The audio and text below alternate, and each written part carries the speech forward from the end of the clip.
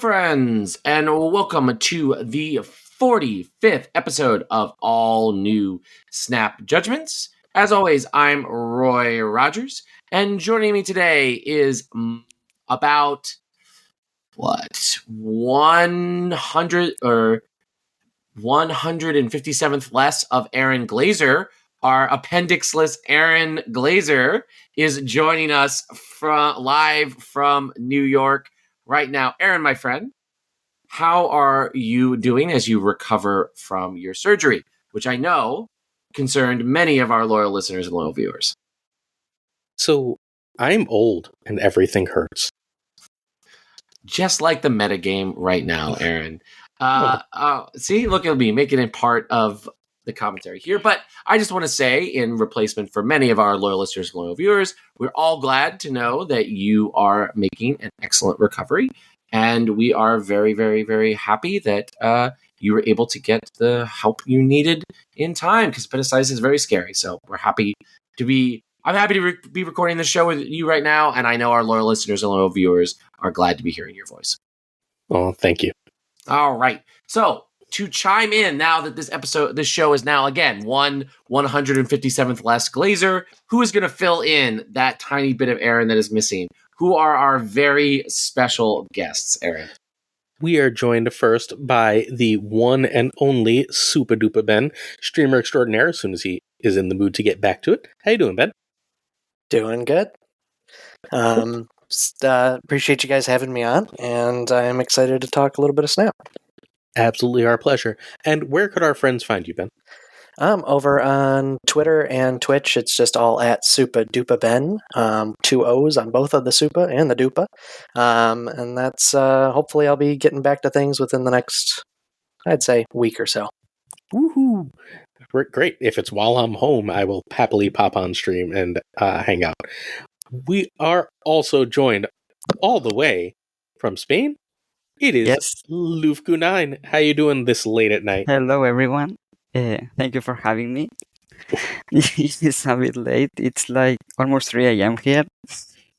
So it is a bit late.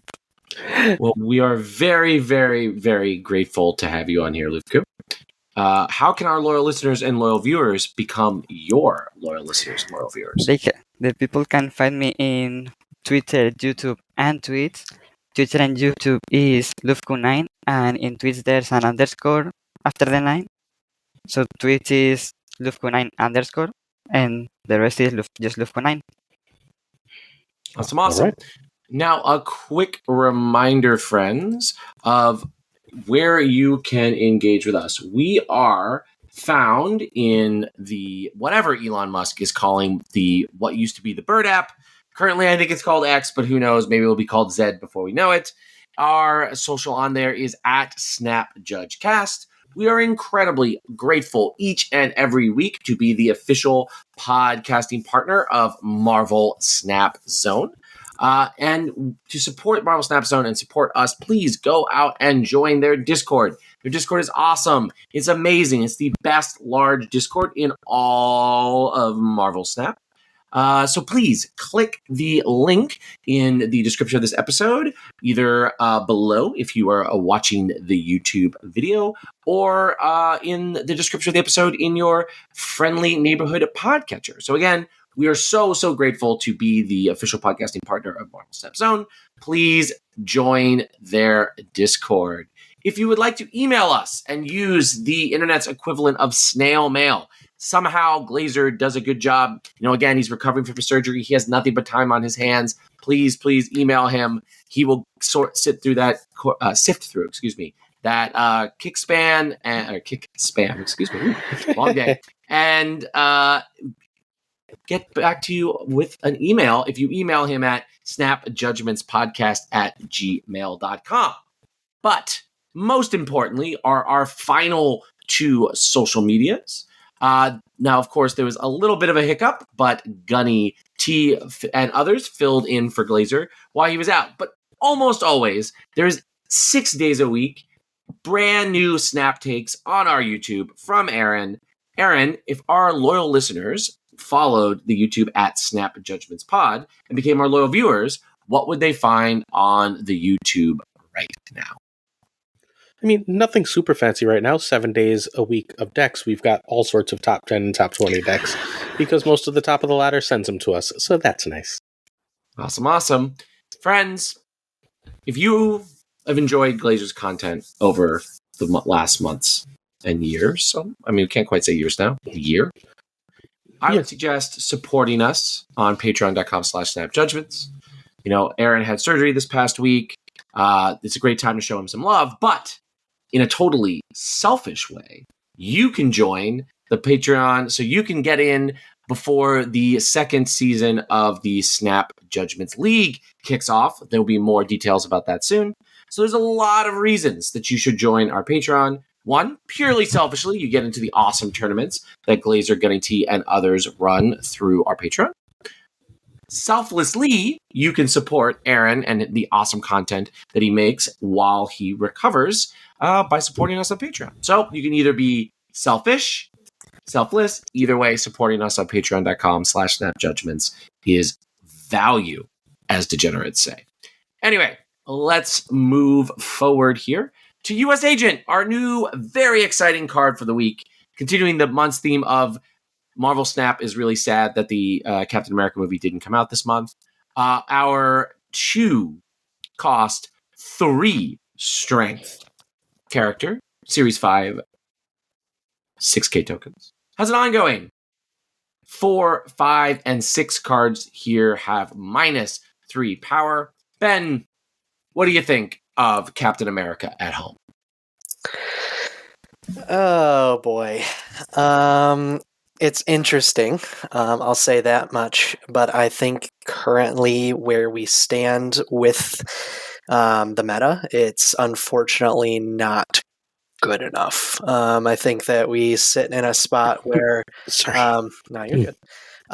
So I think we sit in a spot where we have huge power dumps, and I think we've kind of been in that spot since Blob came out some time ago now, and the meta just kind of hasn't adjusted in terms of lower power decks just kind of comboing and getting higher and higher and higher. It's more just types of decks like Hela and also Thanos and stuff like that that just slams a bunch of power onto the board and people can't catch up. And unfortunately, I think -3 power to 4, 5, and 6 cost cards in only one lane is just kind of meh.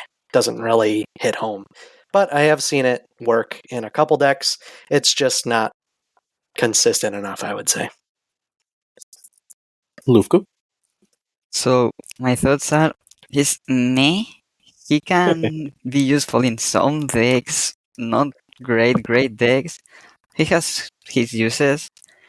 I opened for him, but I got the bug where I saw the Spotlight variant. Oh no. And I opened 3, got Jeff, tokens, and Mirage, and then I just couldn't do anything else. So I won't get, until they end up doing whatever they wanna do, I won't get to his agent. Not really hyped about the card, just wanted to try him. I'm a big Cerebral player, so I wanted to see how he works in C3 and other stuff. And yeah, overall, just a meh card, just a fun card to try and mess around with some meme type of decks. So through some, pure luck, I decided to use tokens on him because I didn't want the Jeff variant, and I am anti-Mirage as a horsey, or Mirage with a horsey. So I bought him with tokens, didn't even realize there was a problem, was already playing him. He's firmly mid. He's like a fine card. There's nothing wrong with him.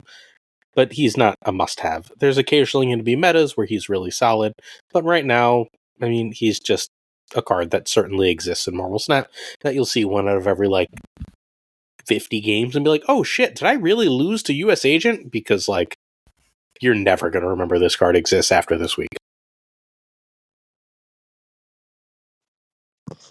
I think he gets better when Valentina comes out. When there's going to be these 6-cost cards that are coming out earlier and have their power already naturally reduced.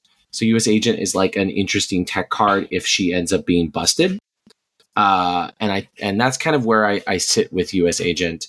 I think he's best in when utility 4, 5, and 6 cost cards are being played that have slightly lower power. And I think like he may actually have a decent, if you can tag the Living Tribunal lane and maybe have a couple other places of like interaction, like he's pretty solid there. But you know, the best combo deck right now is not Living Tribunal, it's Hela, right? So he's just kind of a little bit on the sidelines, but I definitely think that this card has potential as an interesting tech card. But I think in a meta where, again, a great point that Ben made, that sort of like number go up is kind of like what it's all about, either in the form of sort of mid-rangey versions of that with Blob or dishonest versions of that with Hela. He's going to end up being weaker. But when specifically going comboing off in a specific lane, like Living Tribunal pushes you towards, like Wong decks push you towards, like the US Agent is really a lot more powerful. And I think that if we move in that direction, and maybe they'll make some changes towards Hela in the future, because as we'll get to, they've shown they'll make some extremely aggressive changes to seemingly staple cards. So I'm interested to see what US Agent does. Other thoughts that folks have about Captain America at Home? I was just gonna say I think it's unfortunate because I think the card has been overshadowed by all the problems that have been going on this week. So he's kind of gotten a punch to the gut there, and I think people don't even want to see this card, I think, at this point. And we'll see in terms of compensation. Obviously, we don't know right now, and what's going to happen with all of that stuff. But I just think that if people end up getting this card for free, or who knows what's going to happen in a couple days, maybe people will really enjoy it and get to test it and play with it a little bit. But yeah, just going back to my point, I just think that there's just, especially with Hela running rampant right now, it's not gonna get you wins in top tier games. It's just not going to. I also feel like we're seeing a rise in Luke Cage again, which really hurts. Right? Like I'm seeing a reasonable amount of Luke Cage and a lot of mid-rangey bullshit. And I think when Valentina comes out, we're just going to see more Luke Cage, so you don't have to suffer the downside. So I think that that's going to continue to hurt US Agent as well. All good points. All right. Lufku, Baron Zemo, Red Hulk. Last week we were unkind to these cards with our guests, Ree and others. So what do you think of the other two cards that have come out so far this month? Okay. Baron Zemo, first time I tried it was yesterday. Yesterday was the first time that I tried Baron Zemo. I had fun with it. I had fun with the card. Didn't really try mill decks before, so it does take some strategy to plan out everything to use a mill deck. And Baron Zemo is a big help in those decks. I mean, it's a fun card. I also get the hate because you're just stealing your opponent's cards. You're just destroying them. You're just pissing them off. So I understand the hate on Baron Zemo, but I think it's a fun card, new type of card, because I don't think we have any other card that just recruits another card. There's nothing like him. And I want to see what else can they do with that recruit stuff. I'm interested in that. And as for Red Hulk, he's just a big card. His big stats. You can bait your opponents to think you're gonna play Red Hulk and then just play something else. Also, yesterday I was trying another deck, also with the new Sandman. That deck had Red Hulk. You can use him to make your opponents think that you're going big on one lane, and then just go wide with Doom, or use Leader to overpower them with their play. So he's useful sometimes. Sometimes he's just bait card. That's Red Hulk for me. A big damn card. Ben?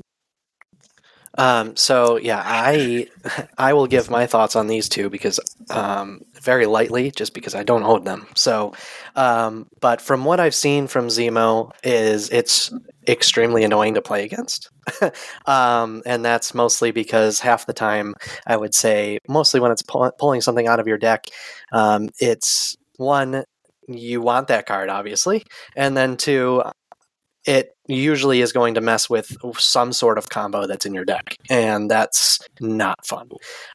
So it's a very good card in terms of expanding on a whole new archetype that we haven't really seen much of, and I love that. I really hope we see more of this, just because I feel like there's such a niche amount of archetypes that are good. There are a bunch of archetypes, but there's maybe 3 or 4 that are competitive. So I really love that. I think that is what is so exciting to me with Baron Zemo, is that it just creates and establishes Mill as a viable option now. Red Hulk, I don't see how this card doesn't get nerfed soon. I think that it's the blob problem I think we had before, where it just gets too big. I think that having a 19 or 20 plus power card by the end of the game is going to eventually just outpower most things, especially on turn 6, unless you're playing Hela, of course.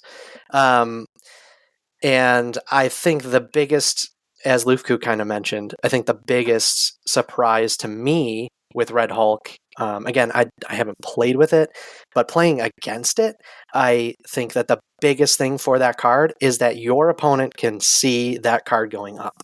And every time you see that card and you see that happening, it is triggering in your brain and in your mind that it's always right there.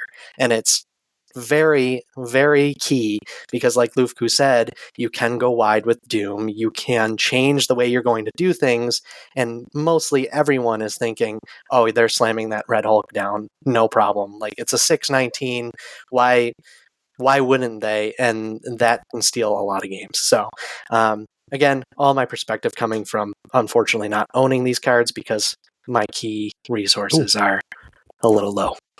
Spotlight Cash Bug Resolution? Oh. Live? Are we getting it live? Are we getting a live response here? We are in Snap News. We have a solution and a compensation plan for the recent Spotlight Cash issue. Good. Thanks for your patience. We've been investigating, testing, preparing the fix. Later today, we'll be rolling it out. For players that have been impacted, that began on the whatever and whenever it began, all keys will be refunded. Players will keep all rewards received from the previously spent keys. The cash will now accurately display previously earned rewards from the system. Additionally, we are sending 500 to all players that have unlocked access to Spotlight Cash feature and logged in while the bug was active. So basically, you get all your keys back, you keep anything you got, and if you want to open again for US Agent, feel free. And then you also get 500 gold. Yeah, it's pretty fair. Oh, yeah. I should have just opened. I'm so mad at myself. I should have just done it. All right, well, Lufku is rich now. Yeah. I got a free gift, Mirage, and free 1,000 tokens, so that's nice. Yeah. There we go. Look, I think that's a reasonable fix. No, I think it's a perfectly fair compensation. Yeah. Look. Okay, so I wish that was in my video for tomorrow. Oh well, I did my video this afternoon so we could do this because well, you could do an emergency. I need YouTube a massive amount of sleep right now. I'm sleeping like 17 hours a day. All right. Well, understandably. All right. So wait, I have a Zemo thought. You know what Zemo taught me? Zemo taught me how good Cable is. Cable is so good. Like, Cable should just be the 2-drop du jour in a million decks. I don't want your lowest cost card. I want a random card that tells me what your game plan is. I can play it or not later. I just have this extra card, and now, like, half the time, I'm just disrupting whatever combo you want to do. I love Cable. Cable is amazing. How many Hellas have you gotten with Cable recently? Quite a few. It's like, Cable is mean. He can like, be sometimes you just get a Red Hulk, and you're just like, huh, look, now I have 2 Red Hulks. I mean, Cable is a card that I think you... it's a very polarized card. You remember when you get the Hellas and the Red Hulks, and you also remember when you get the Yondus and the... Look, honestly, for a 2/3, I don't super care, right? Like, I just don't play that card. That's fair. That's fair. All right, I think we want to move forward here and talk about, I think, well, now the Spotlight Catch issue has been resolved, and we had a lot of controversy over that, but that's done, so we'll put that in the trash bin of history, excuse me.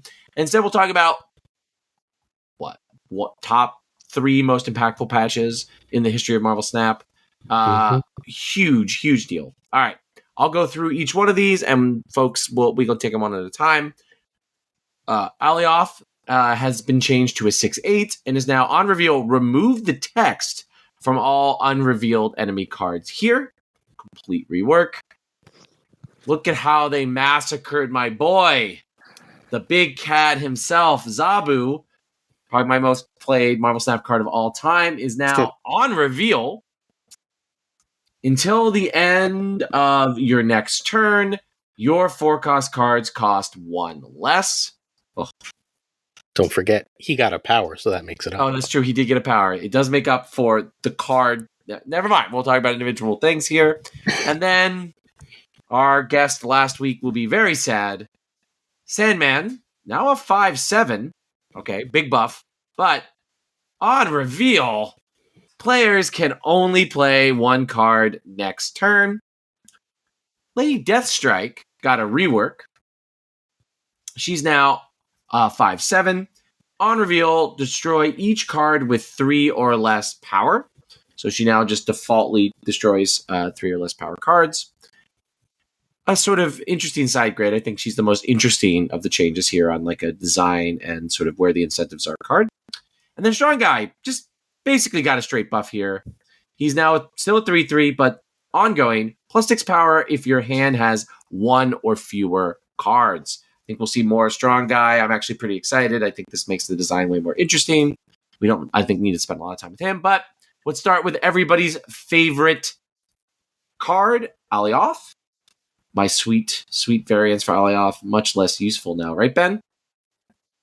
Yeah, it's unfortunate. I think they've killed him officially. Time will tell. I think we have a lot of games to be played before people, and of course, top players are still going to be finding ways to make him useful. I think he's great for, if someone's, I still think if someone's slamming down, if they're even playing Invisible Woman anymore, if they're slamming that down, you can still throw that in there and you're probably going to be okay, but are you going to win the lane? Because the whole power issue now that those cards are still going to be there.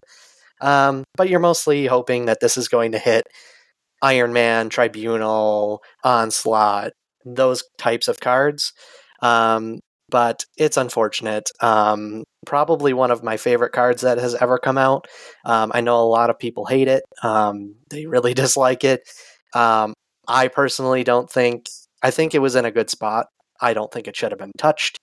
That's just my opinion. But yeah, unfortunately, +6 power, great. That's fantastic. But it unfortunately doesn't cover what's going to most likely drop in the lane that you're looking to get rid of. So,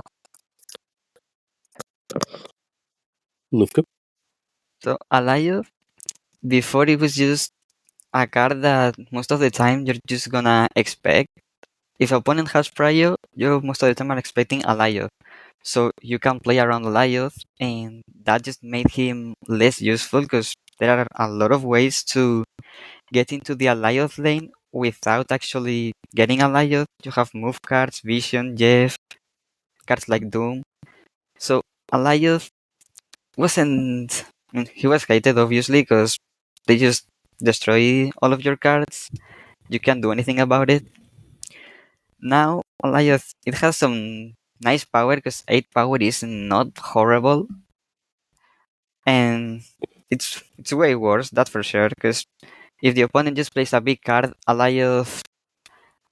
opponent plays Magneto, you Alioth, it's still a 12 power card. You don't... opponent doesn't have any of the disruption that Magneto carries, but it's still a big card. Hulk, same thing. Red Hulk, I think Red Hulk gives the buffs, so it's still a huge card. It's good against decks that rely on playing a lot of cards or smaller cards, because you just make them useless. But against big cards, Alioth is just not great. I like the Alioth change, but I think he either needs to have 10 power or cost 5. I think a 5/7 with this ability would be absolutely great. I would love it. I think it just needs to be able to be played a turn earlier. You need to be able to decide if the turn you want to do the thing is 5 or 6. And I think that goes a long way to fixing Alioth. Or he just needs to have more power so that he's not like so clearly a power loss in so many different matchups.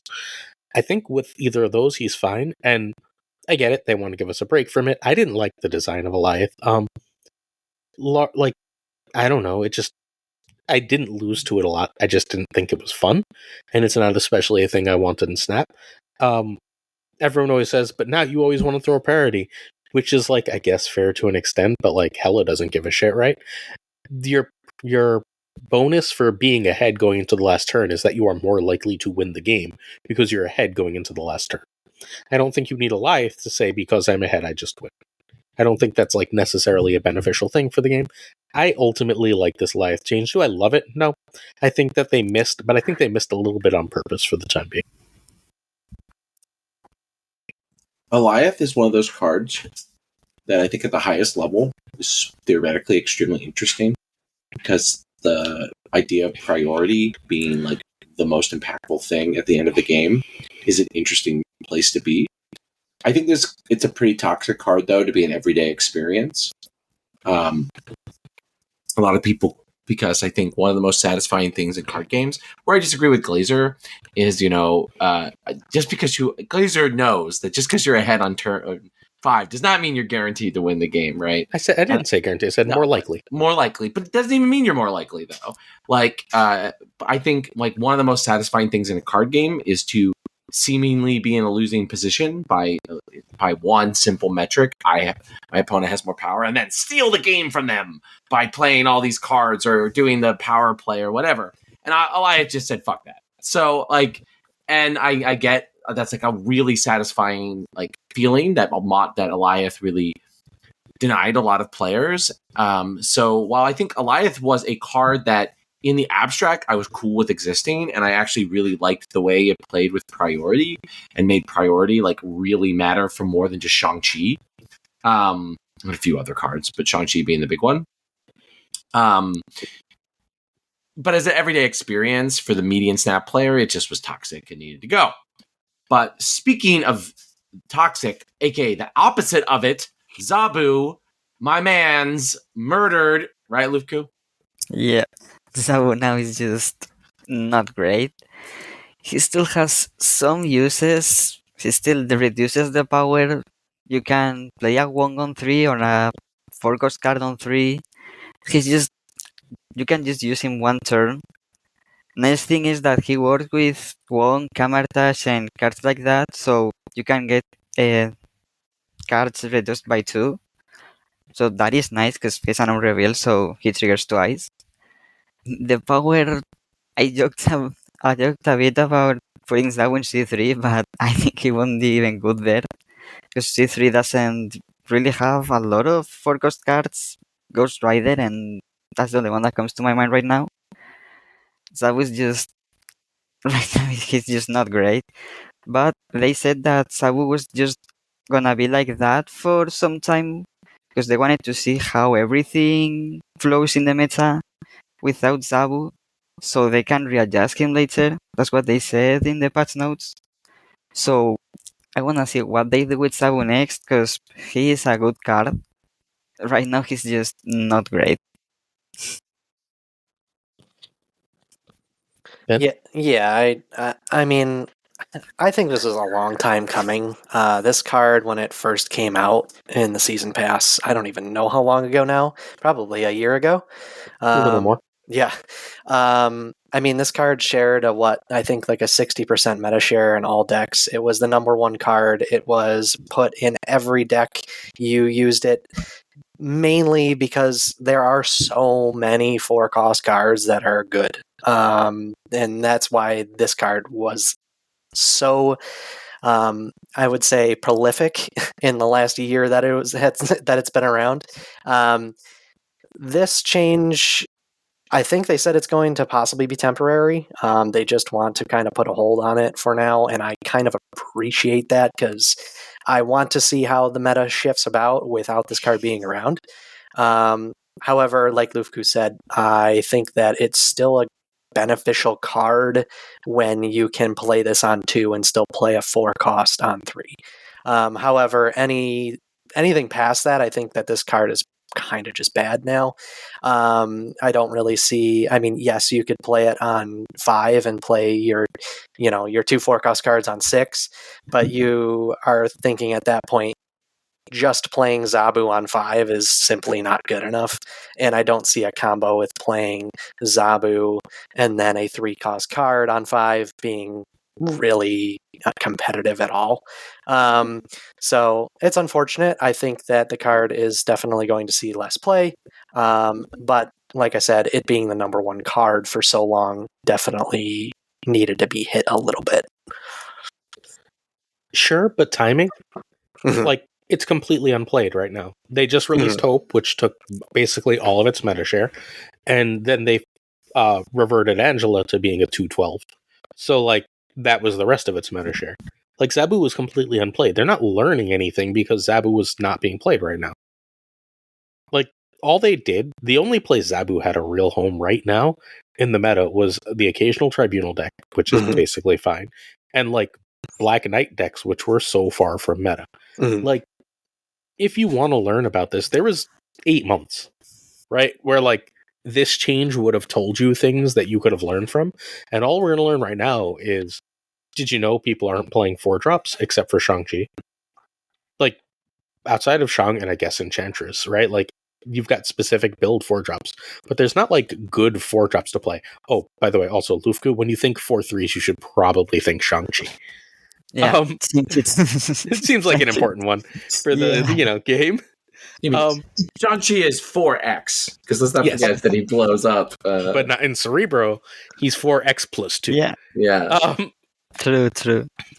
So I think Zabu is, like, I think this is a fine change to make for a couple months, but an extraordinarily stupid time to make that change.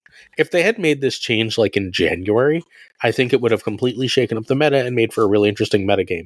But, like, if I look through my decks right now, there's, like, none that Zabu consider. Like, and anything that, like, Zabu would be in, I can just run Ravona or Psylocke and just be fine. Because I'm not trying to do any of the Zabu old school decks where I'm trying to go, like, Shang on another 4 at the end. They already killed that when they killed Darkhawk. Like, I don't... I understand what they want to do. I don't understand how they're trying to do it and what they're actually going to learn from it. I think just to kind of butt in there really quick, I think too is what's big is that it seems like they're veering away from 4-drops / adjusting current 4-drops to be either 3-drops or 5-drops, which is also affecting Zabu so much at the moment. So I agree with you wholeheartedly. This change probably should have happened 4 or 5 months ago, 3 months ago, literally any time other than now. But I think that they just kind of need to see what would happen if they did make this change, and for whatever reason, they pulled the trigger on it now. Yeah, but how will they know?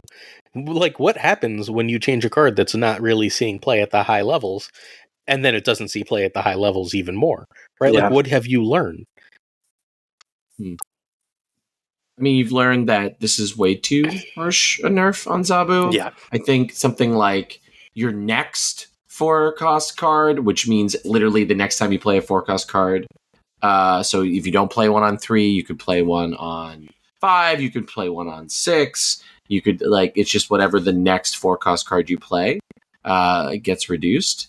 And easy to remember because Marvel Snap can change the cost of things automatically. It's not like a game like Magic or something like that where you have to remember for a huge number of turns that you get it. I think that would be a better change. I mean, look, I'm on the record. I think when Glazer and I did our, like, 2023 in review, I said Zabu was the best card of 2023. And I'm still, like, on the record that this card is, like, really, really good. I think, though, in the end of the day, I actually think Zabu has ended up being a healthier card than an unhealthier card for Marvel Snap, because there's a lot of 4-cost cards that are bad as 4-cost cards, but are pretty interesting as 3-cost cards. And that's, like, a certainly interesting sort of perspective and design space that they have to have. I get, though, that Zabu creates a headache for the designers forever, which is another thing I've said, because it's just a powerful effect, and cost reduction is always powerful. But I wish they had been like less brute forcey, because I think Zabu is actually a card that is less offensive than Alioth, because you don't lose directly to Zabu.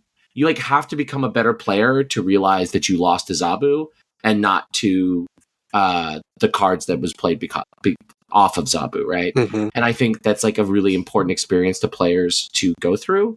So I think this like harsh nerf on him was both like undeserved for the reasons that you folks have laid out about his meta share, but I also just think it's just too ham-fisted to be good for anyone. So I'm hopeful that they will come up with a more elegant solution to him in a long time. But speaking of ham-fisted, we have the Sandman change. I believe who went last time? I'm sorry, was it Lufku or Ben? I think Lufku went. Okay, cool. So Ben, tell us about what your feelings on Sandman. I love this change. I think it's. I think it makes Sandman. I think Sandman's always. Not always, but I think I've always, in my mind, seen Sandman as needing a little bit more power. So I've kind of been waiting for him to get a little bit of a boost. And I think losing the whole static ongoing ability is honestly fine. There are situations where you play Sandman and you pull him out with back in the day, we're talking, Lockjaw, pull out Sandman on turn 3 or 4, or, however you want to do it. But just a simple, and I've tested this recently in the last, day or so, just playing Sandman on 5 and then playing like leader or just something big on 6 is almost usually enough to just win a game right now, unless you're playing against Hela, which unfortunately seems to be the most used deck at the moment. So it might feel not so great right now, but I think that in the future, hopefully when the meta shifts again, and we hopefully maybe see a Hela change, and with Hela being kind of, on the outskirts, hopefully that Sandman will be a little bit more prevalent. But right now, again, I just don't see it being very consistent in terms of the top tier decks that we're seeing. It's unfortunately not. Obviously, you can play Sandman on 5, but a lot of people are playing Red Hulk right now. So unless you have that, or unless you have leader that you're playing, you're probably not going to make it. But I like the change. I think it switches things up a little bit, and it's a card that correct me if I'm wrong, don't think has really been touched at all. So I like Sandman? Yeah. Sandman was a 4-1, then a 5-5, then a 5-3, then a 5-4, and now this. Was it really? I don't remember it being changed. Sandman's gone through a whole journey. Started as a 4-1. Was it a 4-1 in like beta or something? Nope, it was a 4-1 until Hitmonkey season. Hitmonkey season, it was buffed to a 5-5, and then it became sort of meta for a while, and that's when the Patriot decks came to take it out. They nerfed it to a 5-3, even though Patriot decks already sort of knocked it down, and then a couple months later, they were like, well, it's really bad at 5-3, so they made it a 5-4, which it stayed to until now. Okay, well, forget what I just said. But anyways, I remember Sandman being a 4-1 was like, it should have been a thing, but it just wasn't because 1 was too little. Yeah, it just never really kicked off. I guess I just don't remember it really ever being changed. Maybe it's just been a 5-4 for so long that I maybe have just it's eclipsed my mind. But yeah, I like the change. I think it's overall better for the card. It's better at a 5-7 with its on reveal than it was at a 5-4 with the ongoing it had. Yeah. Okay. My turn. Mm-hmm. Sandman. Yeah, do it. I like the change a lot because old Sandman just is way too restrictive. Just you can't do anything. If there's a limbo, you have those 2 turns, or if you ram the Sandman, then it's just a 1 card per player type of game, and that's just too restrictive. Now that he's a 5-7, you can shoot his Sandman and just make him a 5-14, and then you have turn 6 to do your play. Yesterday is when I tried Sandman. my Infinity Ladder rank was kind of bad because a few days ago I did Cerebral Challenge and C1 was a nightmare to pull off. So that just made my ladder rank go way low. I was in high 20s. I started with a Sandman deck that I made with my chat, and I went up to like 14, 13k, which was pretty nice. Also, for some reason, last night a lot of people were running Agatha. I don't know why, but a lot of people were running Agatha just for no reason. But yeah, right now Sandman just allows you to do more stuff, and like I said before, I had the three 6 cost cards in my deck: Leader, Red Hulk, and Doom. Red Hulk, if you just need to lay down a big power card, the Sandman lane, you're most likely gonna win it because a 14 power Sandman, and unless they Shang-Chi, and if they Shang-Chi, they just play Shang-Chi, and maybe Jeff if they have Jeff. So you can just play for the other 2 lanes. Doom just goes wide. And Leader, if you are winning and play Leader, most of the time you're gonna win. Unless something that happened to me yesterday, a opponent played Leader and then played Odin on the Leader. So in one location, it ended up being 4 leaders, and I lost that location by 1, and that made me lose the game because Leader copies Leader. But overall, Sandman just helps. I mean, he's a better card now, in my opinion. He's a healthier card too.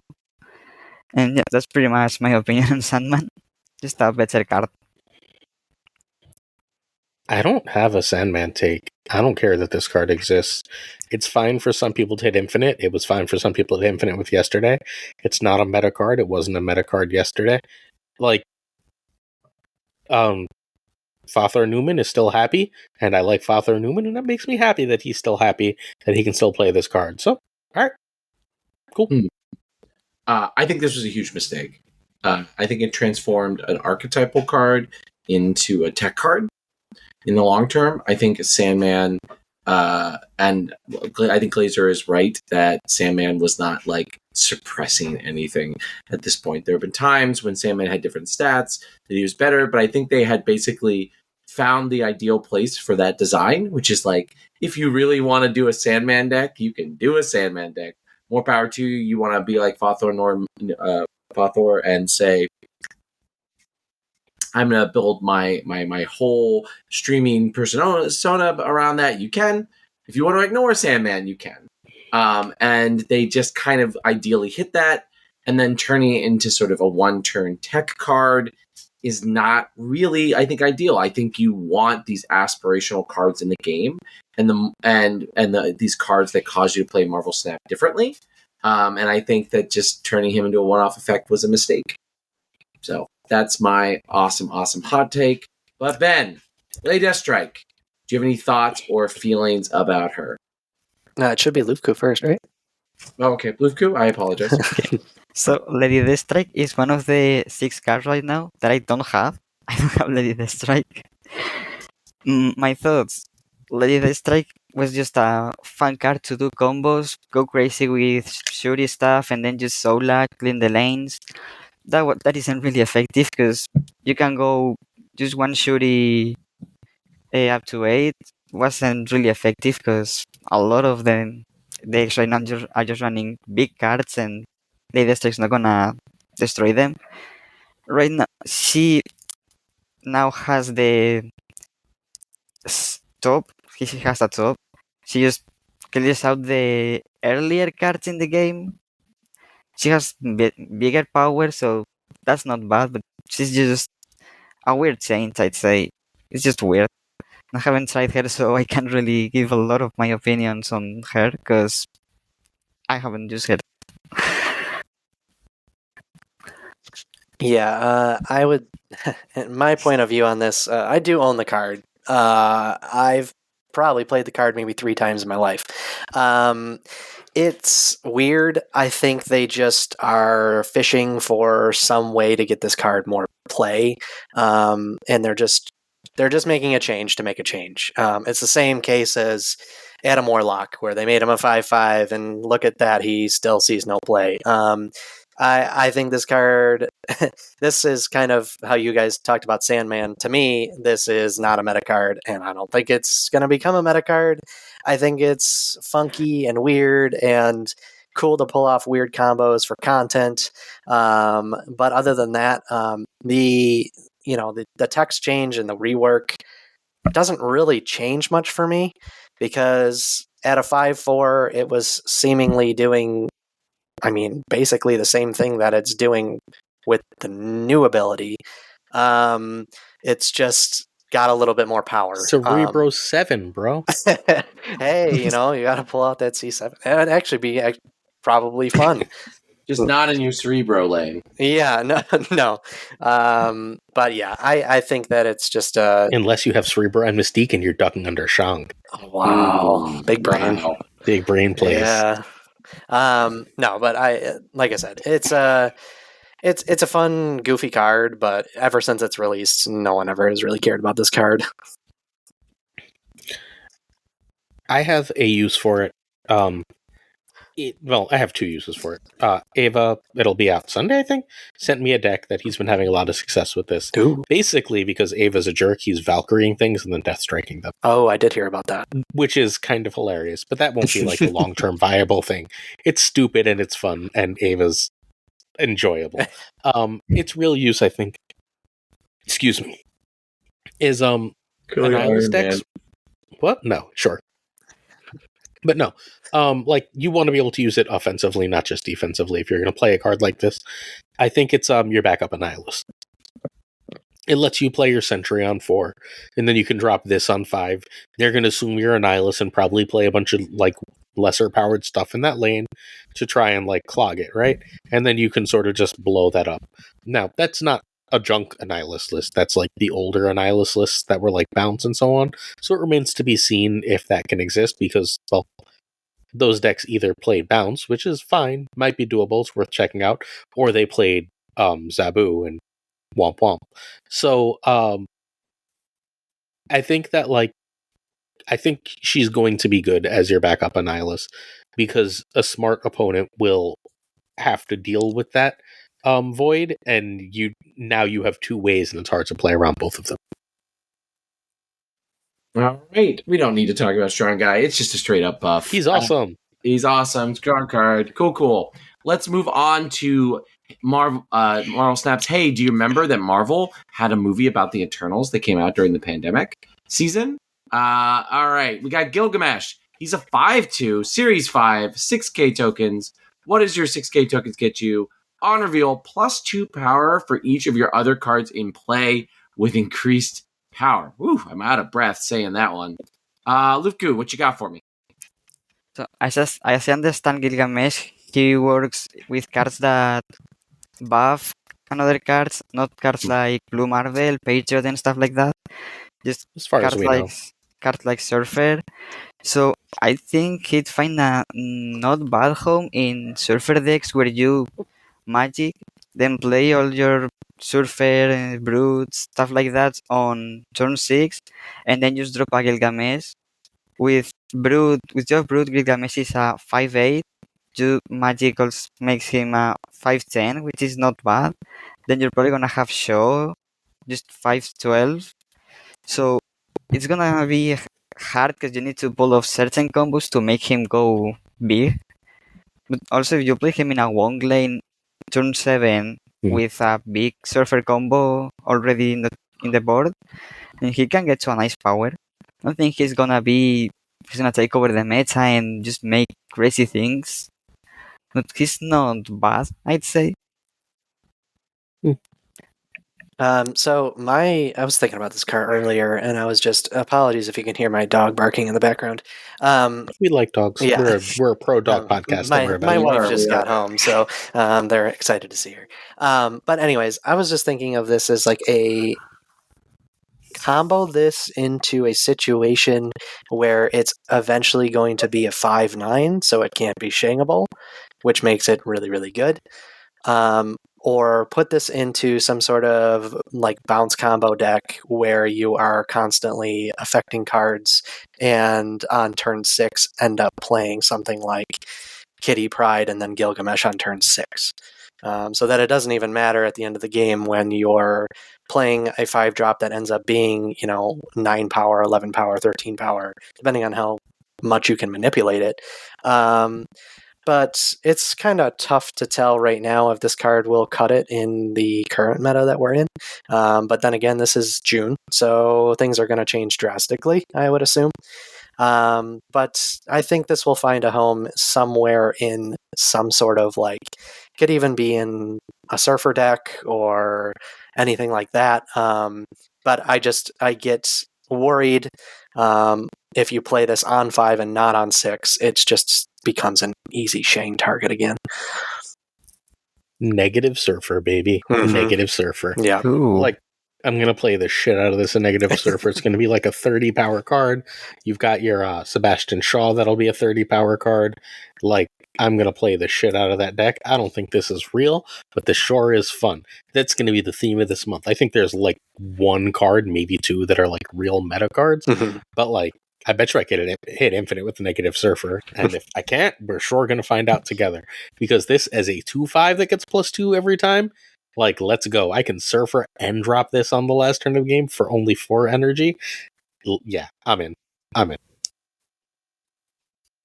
Yeah. On my Wong, obviously. I would absolutely love if this is finally the card that turns negative to be permanently a meta deck. I know it's back a little bit in vogue at the moment, but we'll see how long that lasts. I think this card... 3 months. Wait, is it really? It was the number 1 deck in February. It was the number 4 deck last month, and now it is the number 2 and 4 as of this recording. Okay, so, all right. I'm still a little skeptical, but that's fine. I think not talking about it comboing with other pre-existing cards, I think Gilgamesh is a cool card because it encourages you to think about increasing power. And I think with Shaw also existing, I think we're starting to get a little package that for people who are interested in just make number go up in unconventional ways, they have reasons to play that deck. And I think it's wise of them to put more cards like that in this. Now, there's a chance it could end up being busted, as Glazer said, in negative, but I think moreover, I think it's interesting to see where it will push this extremely fringe archetype, which is all in Shaw. I'm not talking about Surfer Shaw. I'm talking about all in Shaw decks, where it will push that type of deck. Will we get more of the Wakanda girls seeing play, things like that? So not that Second Dinner is good about this kind of thing, so this could mean nothing, but Shaw literally says the word permanently on him, and Gilgamesh does not. So it's possible shit like Blue Marvel would work for him, at which point he's completely broken. That's fair. We will find out in June.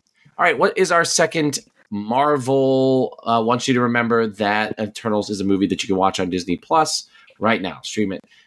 We've got Thena, Angelina Jolie. Yeah. All right. 2 cost, 1 strength, Series 5, 6K tokens. After each turn, +3 power if you played exactly 2 cards. All right, Ben, what you got for us? I'm just going to come right out and say it. This card sucks. I don't think that this card will be... I don't know. It's going to have to be played in some sort of, again, kitty combo, some small type deck where you can constantly always play at least 2 cards. But, I mean, you'd have to hit this, I would say, twice to make it viable. So at least getting this to a 2/7, which I think is possible. However, I think if you happen to get it to a 2/10, you're at that point where, again, the card can be shangable. And then you're only playing... I mean, there's just so many situations where you want to play just one big card. Because one big card in some situations are just They're more powerful. They're better.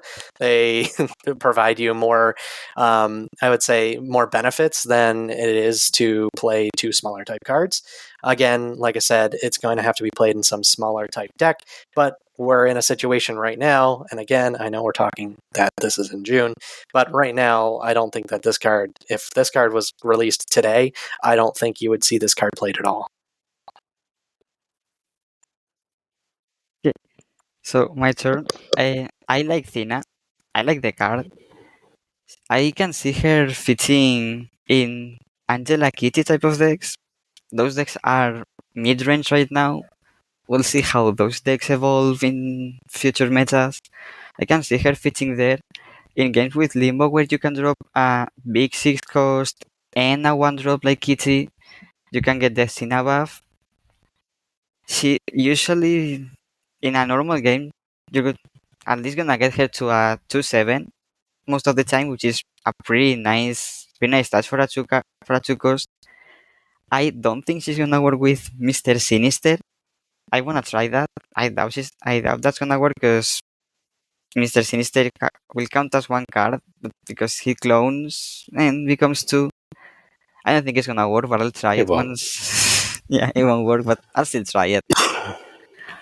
Yeah, I mean, she's easy to get to a decent power. A bit restrictive, yeah, but yeah, most of the time you can easily play 2 cards if you have kitties or a 1 drops in your deck. Yeah, I think Tina's gonna be a nice card. Not top meta card, but not meme type of card that just doesn't work and you just wanna meme around with it in some specific decks. She's a really solid zoo card, but doesn't have another home. Like, you bast her on turn 1, right? You play her on 2 or you play Angela on 2, it doesn't matter. You'd rather play her. And then you go Kitty her, Bishop her. Kitty, Angela, Bishop, Kitty. And then you go Kitty and whatchamacallit, Black Swan. And then you just drop a million ones and you have like a 14 power Athena. And if they're shunking that, they probably don't have enough power to compete elsewhere.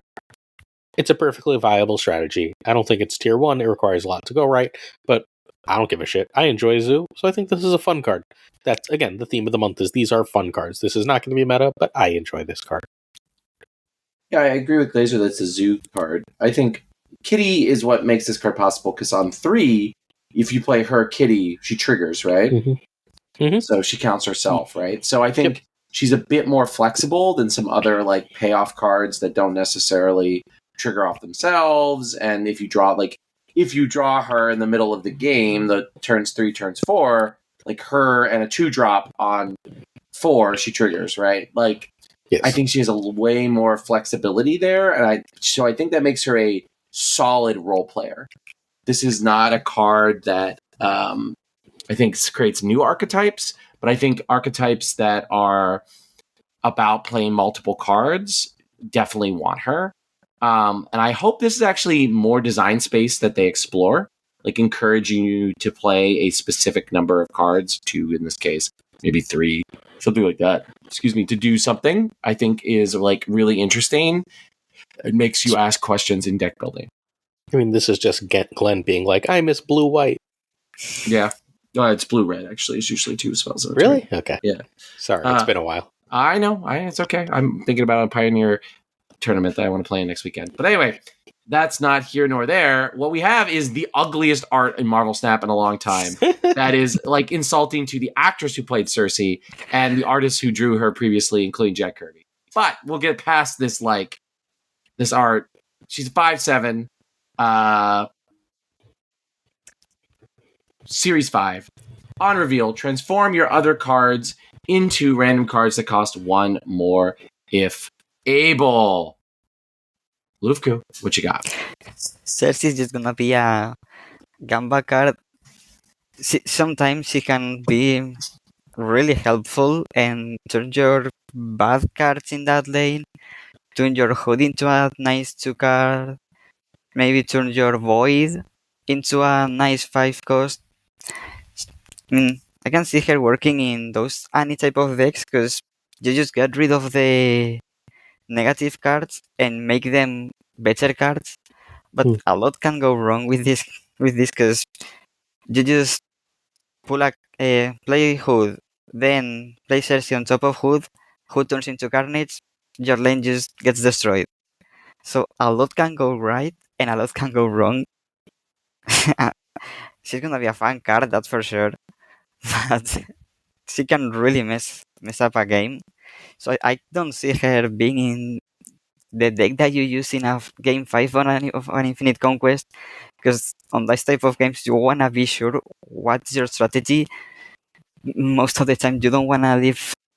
You wanna try to avoid RNG as much as possible and just stick to your strategy. So I don't see her being in those type of meta decks. I can see her finding a nice homes in the unexpected decks, I'd say.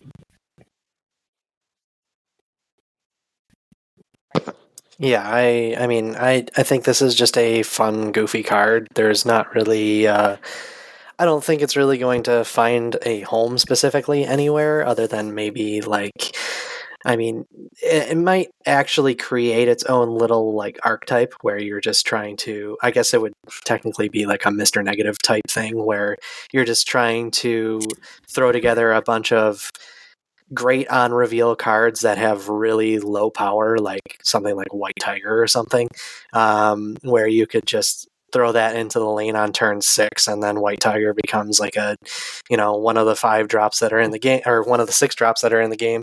But I don't know. This one's going to just require so much testing. Like, I'm sure that there's going to be someone that comes out and has some crazy weird deck that they can build that just makes this super like consistent out of nowhere. But again, with anything saying random in the text box of any card has always seemed to prove to be not very useful in Marvel Snap. I mean, Corvus has come out. You've got, things like Hellcow and Moon Knight, and you've got stuff like that where random discards are just like super scary. I know this is a completely different kind of thing, but anytime you're, I can just think of me playing a 5-cost card and a Tarnax and then Modocking my whole entire hand. So like, there's just so much. Random is never really good. You just want to know what you're playing and you want to know what's going to happen so that you can adjust for how you're going to win later on. And so I think it'll be a fun, goofy card, but it probably won't be that good. I mean, she's proof that power is power and that tears aren't a woman's only weapon. And at the end of the day, when you look at her face, it's the last thing you're going to see before you die. That's what's really important about Cersei. Oh my god. Okay. Wow. Clearly, I have nothing to say about this card. How do you analyze this card? It's bullshit. How do you analyze this card? You think about the experience you have in other games with this. Like, I think this card is really dangerous. Yeah, it's fun. I don't think it's fun. I think it's actually a powerful mid-range card. No way. Because the people have to do the math. Like, if overall the median income, outcome, not income, the median outcome of it is that you get a slight buff to your board, it is worth the gamble. Particularly in how disposable Marvel Snap games are. Like, again, I'm pointing you, maybe no one else besides me here has experience with Hearthstone, but these cards in Hearthstone always prove to be better than everybody thought they were going to be.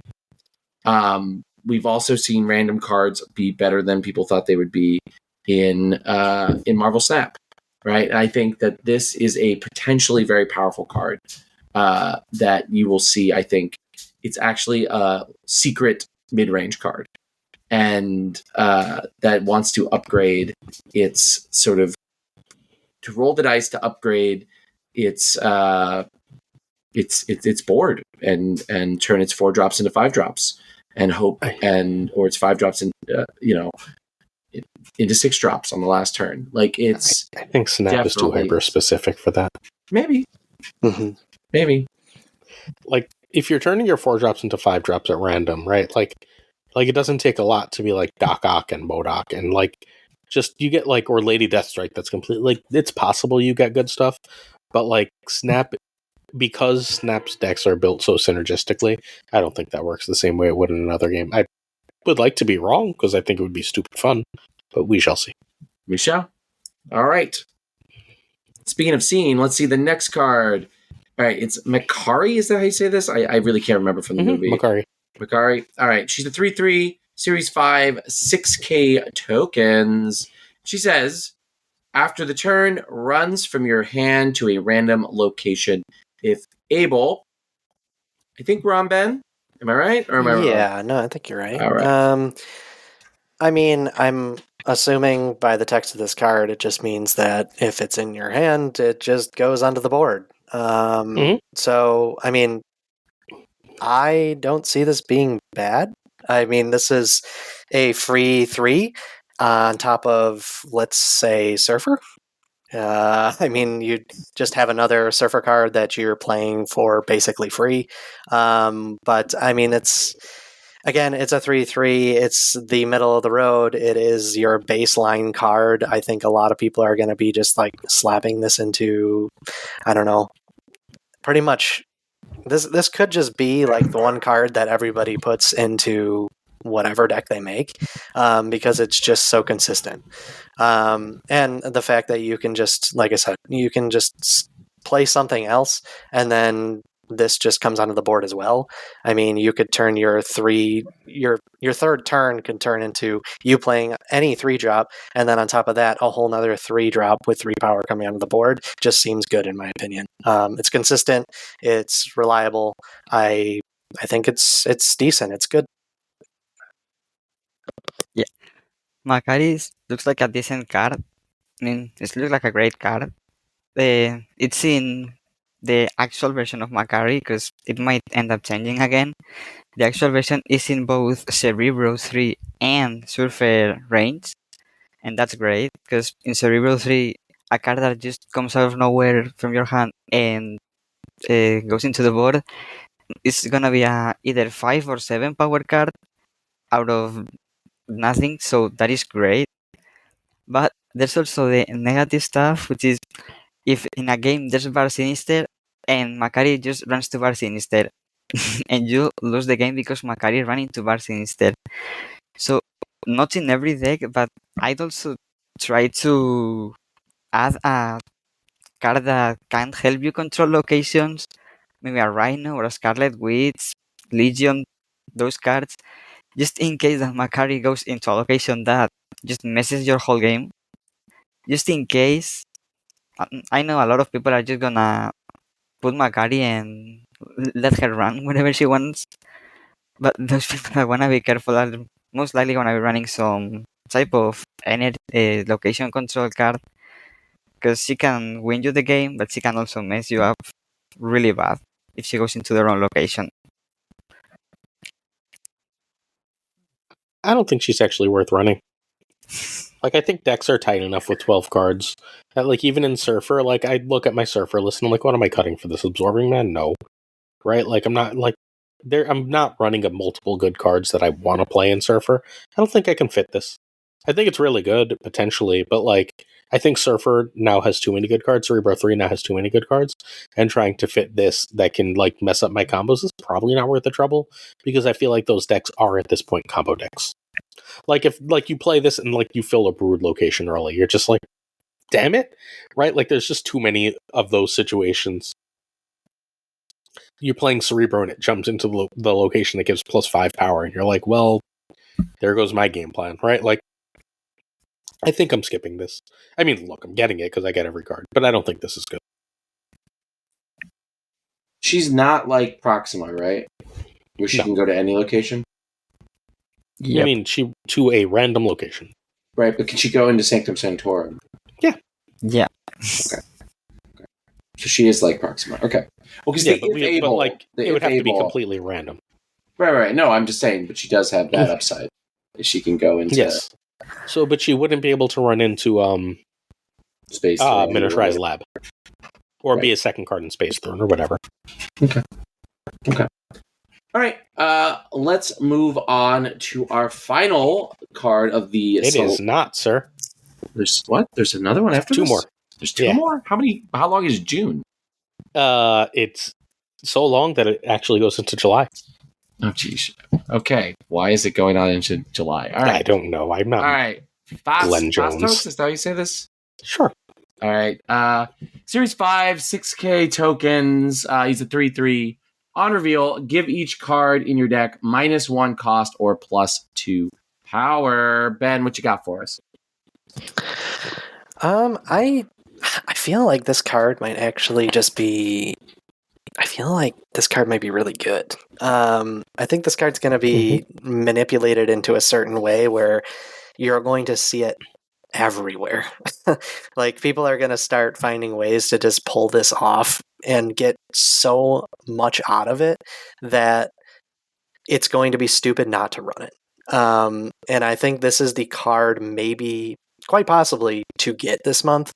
I'm looking at pretty much everything, and even the ones that we're considering, and the one that we're going to be talking about in a bit.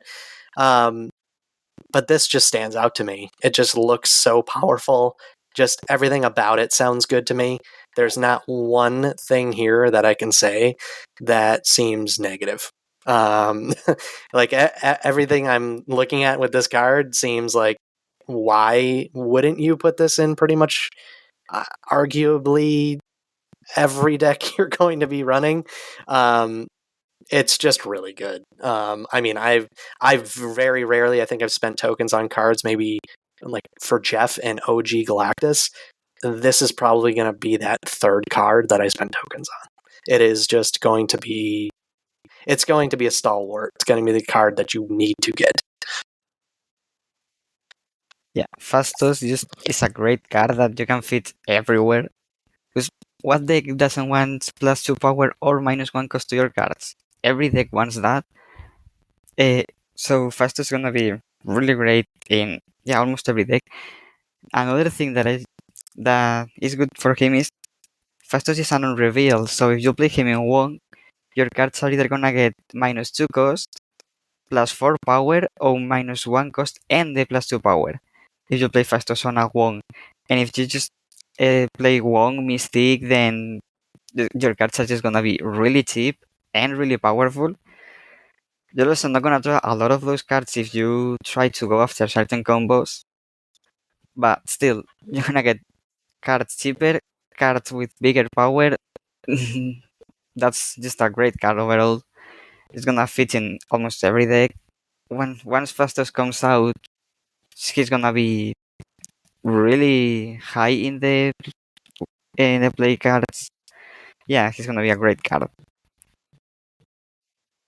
I mean, easy yes. This is the card of the month. This is the exception when I said this is a fun month. This is obviously going to be great. Right? Like, I don't know if it goes everywhere, but it certainly goes in Surfer, right? Like, where Surfer's just like, if you get a Brood or a Forge with the +2 or the -1, you're in heaven. Like, you can drop this on a Hope, God, 2/4 Hope, whatever. It's just the sheer, or 2 or 3/6 Hope, who cares? Whatever the hell you get, however this works, there is no downside. This is the card of the month. Yeah, card of the month. Yep. I mean, there's literally, the only reason to not run this card in every deck is there's a 12 card deck, and there might be a card that has more explicit synergy. But like, literally, do you not want your card to be -1 cost or +2 power? Like, why would you not want that? I mean, I guess the cost is playing a 3 cost card that has only 3 strength, but it's a drawback you can get around. I actually hope that this does superpower Surfer. The quick Surfer question: the -1 costed cards, though, do they still get triggered by Surfer on the board? Yep. Yeah. Okay. Yeah. Just like if Sarah. Just like Sarah. Cool. All right. So yeah, busted, particularly in Or Surfer. negative or whatever. Yeah, I hope that this is what kicks Surfer back into the stratosphere. I mean, Surfer is one of the best decks right now. I hit Infinite with Surfer. Surfer was the #1 deck again. Surfer is legit. This card alone Okay. will make Surfer the best card in the game, without a doubt. I don't know best about all deck that in the now. game. It depends where the meta goes. Yeah, that's Yeah. It depends true. where the We meta got some goes, right? time, Like, there's yeah. complicated things. And, like, cards like, look, whenever Surfer gets really good, I'm like, you could just run Cosmo. Right? Like Surfer's really good right now, but Surfer, like, needs support. And like you could run Cosmo, you could run Magneto and screw up my ordering, right? Like there's ways around Surf right now. Cannonball is hilariously obnoxious to Surfer decks, just for the record. But like, I don't think Surf is going to be necessarily auto best, but I think it's good enough that I'm very interested in like enjoying it. Like I think it'll be like tier 1 and not like borderline anymore. All right. Let's talk about Ereshim. So the big bag Celestial himself, he's a 7/7. What is this? What? How does that work? Series 5, 6k tokens. At the start of the game, +1 max energy. Shuffle 12 random cards into your deck. So, couple of quick clarifying questions. This turns your deck into a 23 card 24. deck? 20. Because did you start with Ereshim? 24. Is he like 24. You don't start with him in your hand though, right? Nope. It's not Doesn't say it. Nope. Okay, so 24. All right, card deck. Okay. So that there we go. So you obviously want to run him in a Thanos deck.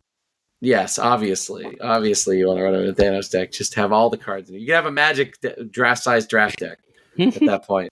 All right, Luf, what you got for us? Arishem is just the top of the. This season is just full of RNG, full of random cards. Except Gilgamesh, all of the cards have a random thing in them. Cersei transforms the cards at random. Macari runs to a random location. Fastos gives random of one of the two effects. And this is just the top of the random stuff. It's gonna be a fun card. It's not gonna be a great card. But I can see some people doing like Agatha Arishem decks and playing friendlies just for fun. Because those decks are gonna go crazy fun. Just embrace the random with this card. I don't see it being top tier card, but I can see it being a really fun card to use. Yeah, that's pretty much how I see Arishem. Yeah, I'll keep it short. It's gonna be a fun content card. It's gonna be fun to goof around with people, kind of like Lufku said. Just make goofy decks with this thing. It's gonna be fun to. Maybe I'll do it. Maybe I'll try to get to infinite with Arishem. That sounds like a fun, dumb thing to do. But yeah, I mean, I can't see this card being meta. It's not gonna probably ever really be great. The +1 max energy is good, but I mean. The consistency, we've talked about that with Marvel Snap. It's all about consistency, and we're talking about randomness here. Randomness is usually never a good thing. Yes, it could work out in your favor, but I mean, the card's not gonna. It's not gonna be a good card.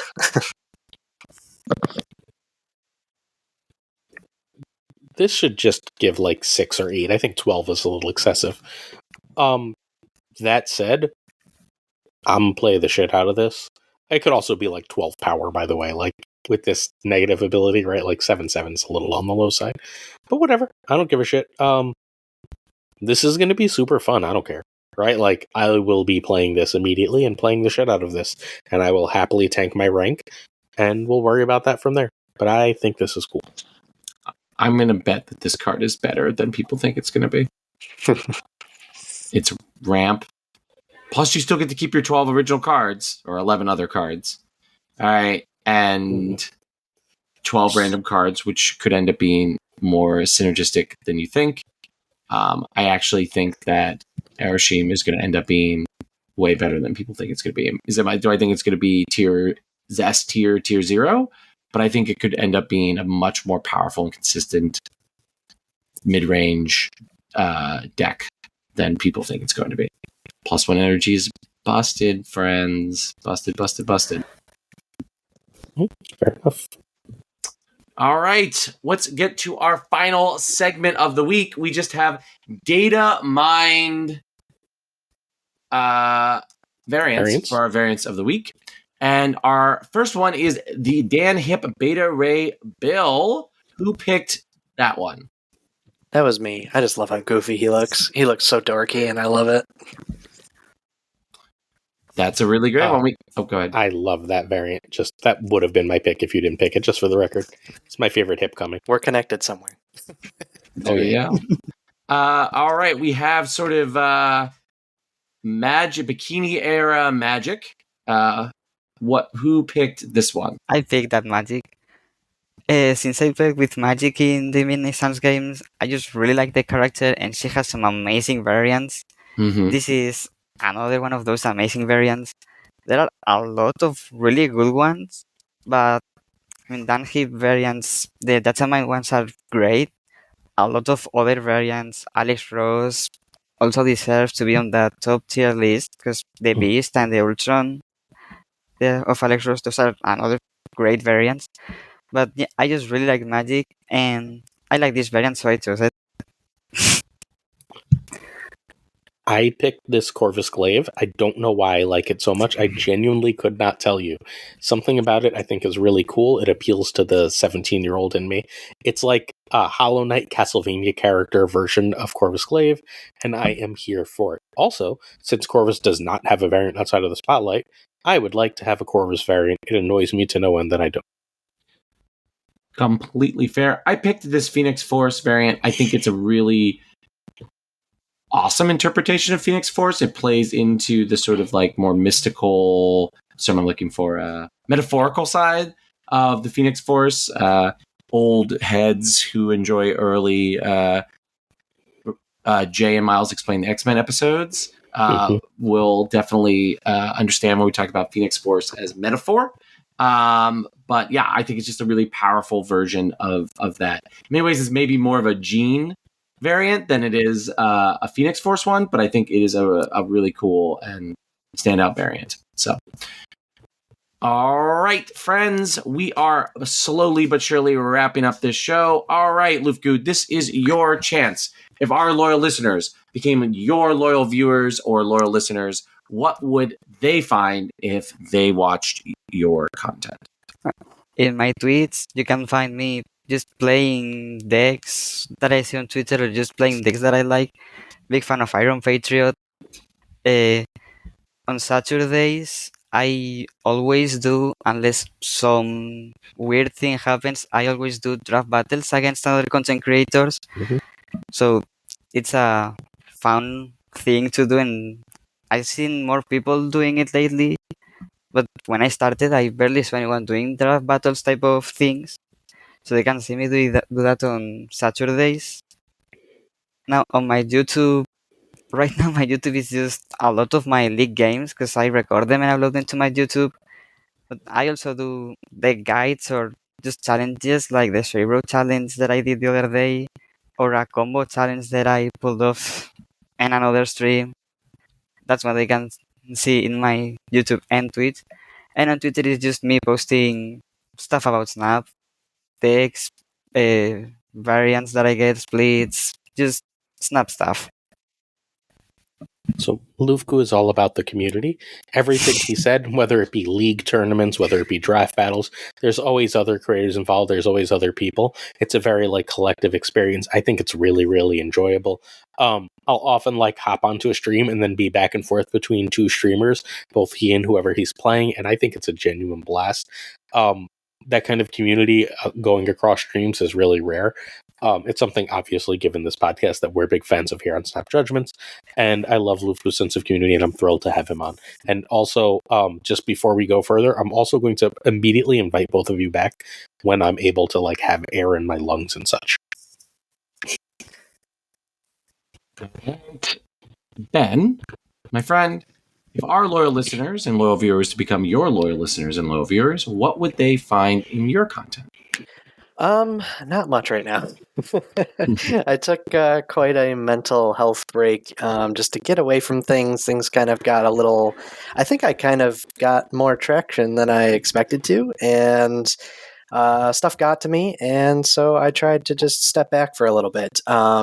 But then when I stepped back, they invited me to the partner program. So here I am. But you can expect me to be streaming about 2 to 3 times during the week. I usually stream in the mornings because right now I am unemployed. So I have the time in the mornings while my wife is working very hardly to support us. And then also my YouTube is also taking a break, but hopefully we will be doing a lot more deck guides and stuff like that at least 2 to 3 times a week. And just trying to get consistent again. Consistency is key, so hopefully I can start building up all that stuff again, and also doing nice little giveaways and viewer battles and all that good stuff. So Ben is extraordinarily passionate about this game. If you care about Marvel Snap, you care about the community, you care about the health and growth of the game, he's going to... Cattail popped up on my screen, sorry. He's going to give you unfiltered... I just couldn't tell what it was. I was like, what the fuck? He's going to give you his unfiltered views. It's not always going to be positive, but it's always going to be really thought-provoking and really heartfelt. And I don't know about you, but when I'm involved in something, I care about passion. I want love, even if I don't always agree with it. And Ben is a wonderful place to get that passion. Thank you. Very welcome. It's awesome. Well, that brings us to my favorite segment of every episode. And this one's going to be a very special time. It's going to be the only time shortly thereafter Glazer had his appendix removed that he reads all of our loyal supporters of Patreon. So Glazer, go ahead. I do it every day, man. It's fine. Abigail Giesler, Mediterranean Burnout, Cables, David G. Wingfield, Direwolf, LAB, Fawthorne Newman, Good Dog Gamer, Inc., Jane Everett, Jane McDonaldino, Kier Tixley, Coy Ray, KCH, John O'Golding, Doku, Philip Rakovich, Haplo, Kenny Loggins, Juan Diego Labed, The Bizza, X-Force V, Skippy G, Tommy Nyquist, Black Dahlia, The Great Kazoo, Jessica Gamble, Ryan Wood, Welcome to the Club, Kevin Sihora, Models, Louis Antunes, Matt H., Mikey Hijinks, NoFlex, Ocularis, Craig Sterry, Pretty Chill, Seamus, Spike Jones, Two Ties, The Perry King Tucker, The Homie Min, and of course, Gunny T. Amazing. And with very little ability to get oxygen in his lungs. Really appreciated Aaron doing that. And we also appreciate you, Ben, for joining us this evening. Thank you so much for joining us for this episode of Snap Judgments.